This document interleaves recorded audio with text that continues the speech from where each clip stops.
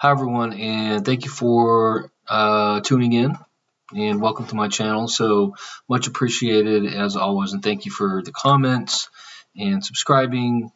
Please do if you haven't already, and let me know your thoughts and any suggestions and ideas as always. So uh, again, much appreciated. So now I came across a video here I wanted to do. It is a missing persons case. And I wanted to channel information and see, because there's not too much on it out there. So I wanted to see if I could find out any information at all. So now I do want to be careful because this case it's not closed, it's an open investigation. So what I'm going to do is kind of go over the details and offer my opinion.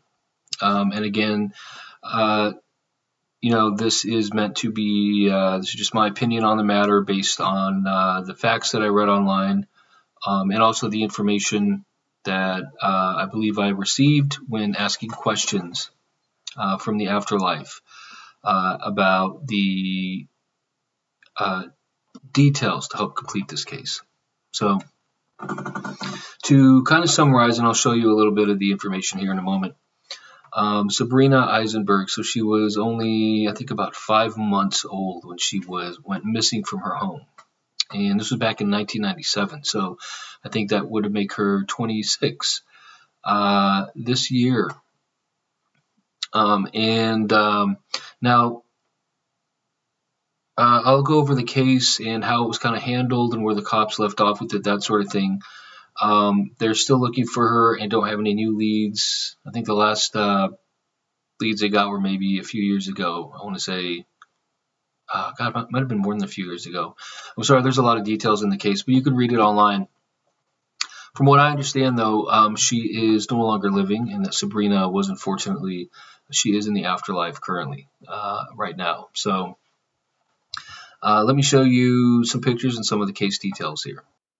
Okay, so here's an article here, and you can look this up online. Her name, Sabrina Aisenberg, and here it says, this article's from 2018. So this is about just over 6 years ago. But even then, there hasn't been any real progress in the case. So now, here's a picture of her right here. She's really cute. She's 5 months old in this picture, and that's how old she was when she disappeared. So according to the parents, they had woken up and found her missing from her crib, and called the cops right away. And the cops searched, everywhere for her. Couldn't find her anywhere. Apparently, there was reported, attempted break-ins in the neighborhood that some of the neighbors reported recently. Now, on top of that, they did recover some fingerprints and shoe prints, boot prints to be exact, and an unidentified hair that was in the home. So, and then we'll get to that in a second too. Now, so there was some evidence possibly pointing to her being kidnapped. Now, there's a few questions about it. For example, like the cops were wondering, well, why didn't the dog bark, when someone was in the home, or why didn't you guys hear someone, come in and, kidnap Sabrina, for example. Also, some people called into question their behavior afterwards, for example. So what I'm trying to say is there was evidence, I guess, or questions as far as whether, because eventually the blame did fall on the parents. The cops even secured a wiretap to get some conversations where they claimed that they could hear them admitting to it or discussing their knowledge of their baby being dead and having something to do with it. Now, those wiretaps were thrown out because the cops did not secure them properly. Not only that, but some of the tapes were kind of inaudible, and what they claimed to have said wasn't really provable. So they didn't hold up in a court of law. Judge had to toss them out because of how the evidence was gathered, and that sort of thing. That was part of it. So eventually, they even ended up suing and winning to cover the court costs, suing the police department. Now, I think they tried to also sue for punitive damages against the prosecutors and the cops, but the judge threw that case out because I guess typically they are exempt from that sort of thing in cases like this. But they did win a rather large judgment to help cover court costs, all their court costs surrounding this case from the police, because of their missteps in the chain of custody as far as handling the evidence and that sort of thing. So now, in addition to that, so there's been possible sightings of her over the years, and there's a whole story here. You can read about it. This is one of their neighbors at the time that was interviewed. So from what I understand, so I was asking questions, for example, about whether she was in the afterlife or not, and did hear yes. Okay, so she is in the afterlife. Important to note, happy and alive and well as everybody is, when we find ourselves there. So it's a perfect place, and it's far from Earth. So thank God for that. So she's very happy and in a much better place. So that being said, now she was actually, from what I understand, let's backtrack to the evidence real quick. As far as like the boot, from what I understand, that's what tracked in the hair that was found. So it was just something that was picked up from outside that was tracked into the house. And so it's not relevant to the case.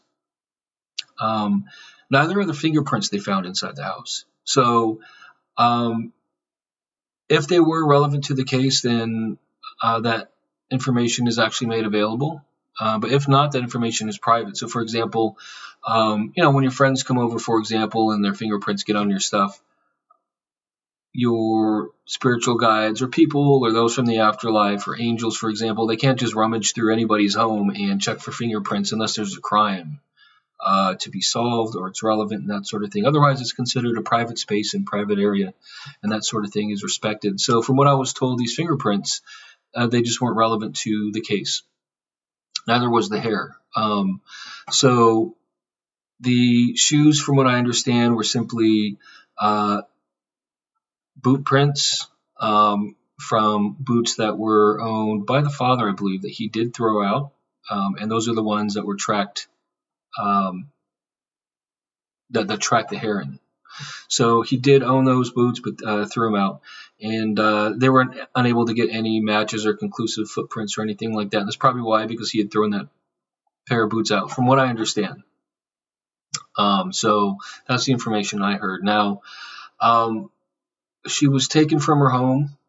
From what I heard when I was asking what happened. So, and it is hard to hear. It's hard to say too, but she died from blunt force trauma, and after that, her body was discarded.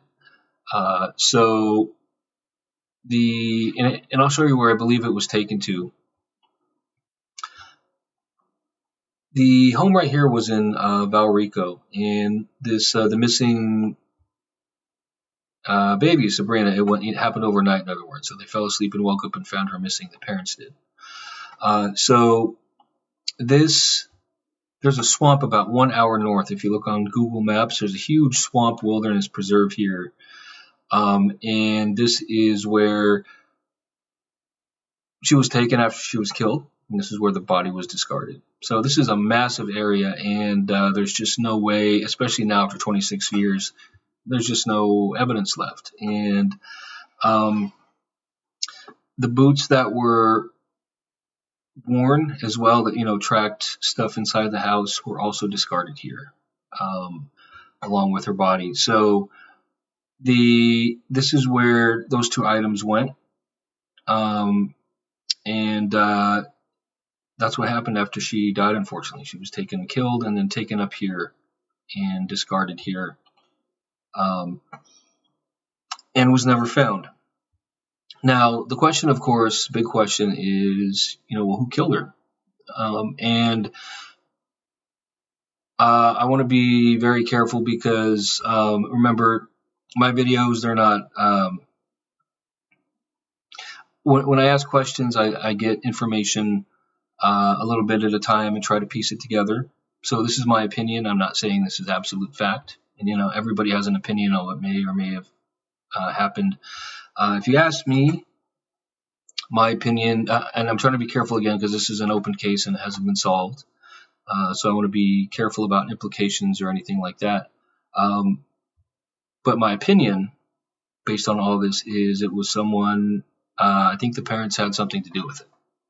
And just based on the information, that I read here, for example, as well, I think that Sabrina was accidentally killed, struck, for example, not on purpose. I don't think it was done on purpose, but her body, it was covered up and tried to make it look like a kidnapping in order to try to cover their tracks.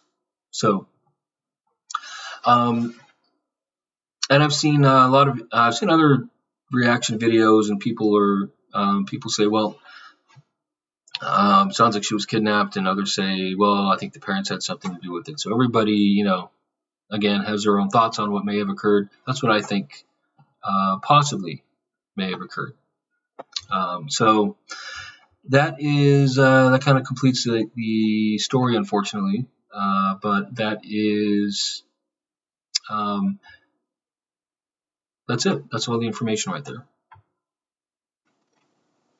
Okay, so there's the case information, and so just to kind of recap and summarize again.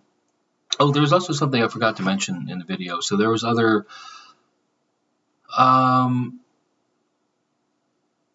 what's the word? I guess testimony or information given by other people that, for example, I think the physician and also Sabrina's hairdresser who did her hair, that there may have been possible signs of physical abuse, like missing patches of hair and a bruise on the eye. So there were possible signs of previous abuse, and